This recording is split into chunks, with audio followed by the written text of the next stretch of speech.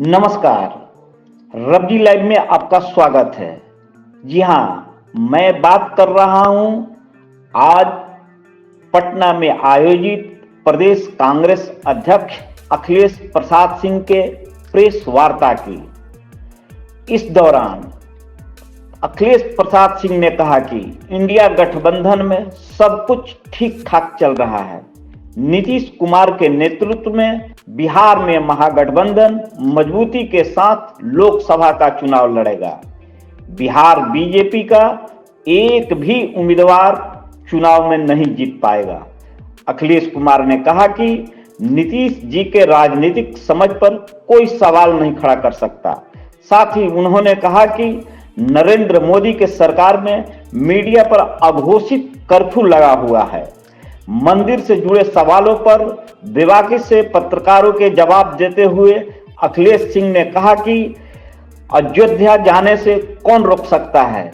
देखिए इस रिपोर्ट में अखिलेश सिंह क्या कुछ कह रहे हैं।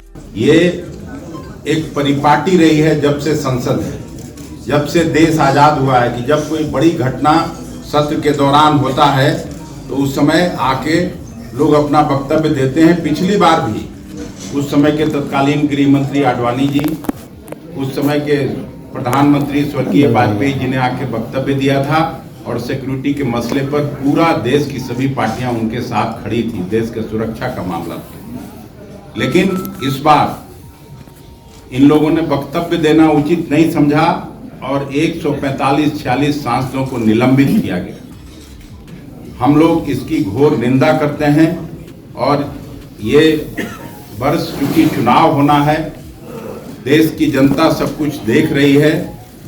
ये 3 हिंदी पट्टी के राज्यों में सरकार इनकी जरूर बनी है, लेकिन लोकसभा चुनाव में महागठबंधन पूरी एकजुटता के साथ चुनाव लड़ेगी और बिहार में मुझे पक्का यकीन है कि इनको एक भी सीट नहीं मिलने जा रहा है। उसी तरह से पूरे देश में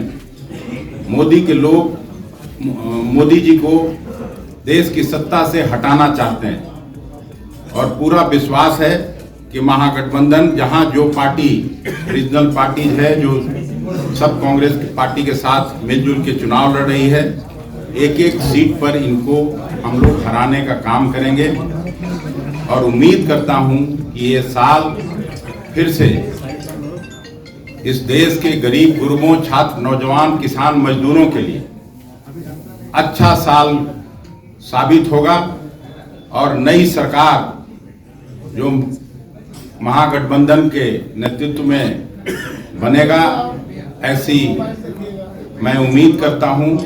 देश की जनता तो करा ही रही है महंगाई और बेरोजगारी से।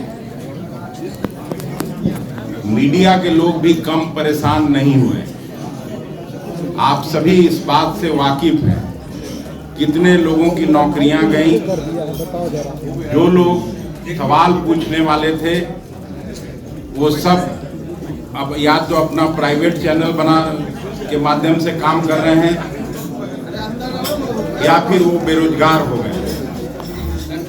जब से मोदी जी ने सत्ता संभाली है तब से न केवल विरोधी पक्ष के नेताओं पर दमन हो रहा है बल्कि मीडिया के भाइयों पर भी ये दमन जारी है। एक एक करके मीडिया के लोगों पर अत्याचार बढ़ता जा रहा है।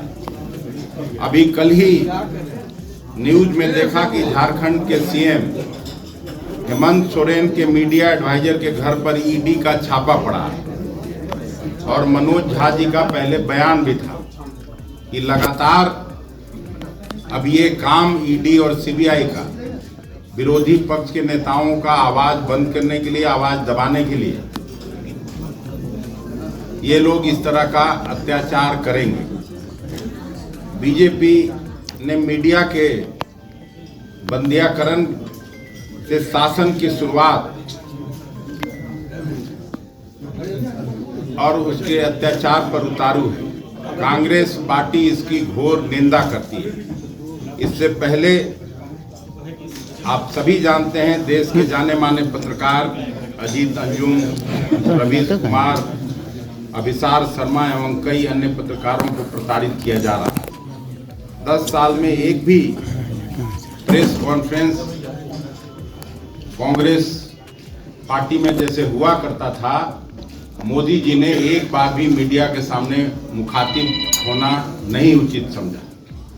मैं यूपीए सरकार में काम करता था, उस समय जब कभी प्रधानमंत्री मनमोहन सिंह जी विदेश जाते थे, विदेश के दौरे पर जाते थे, तो उनके साथ आपके जैसे कई पत्रकार जहाज में चढ़ के भी उनसे सवाल करते थे। ये होता था।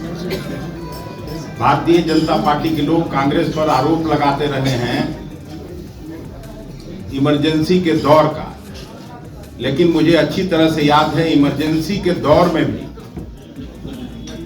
श्रीमती गांधी के मुखालफत कभी कभी पूरा अखबार का जो एडिटोरियल है वो बंद होता था, विरोध में नहीं लिखा जाता था, और बाकी अखबार के पन्नों पर इमरजेंसी के बारे में विस्तार से उसके बारे में शिकायत होती थी। लेकिन आज अघोषित इमरजेंसी है, डर से कोई बोल नहीं सकता है, डर से कोई लिख नहीं सकता है।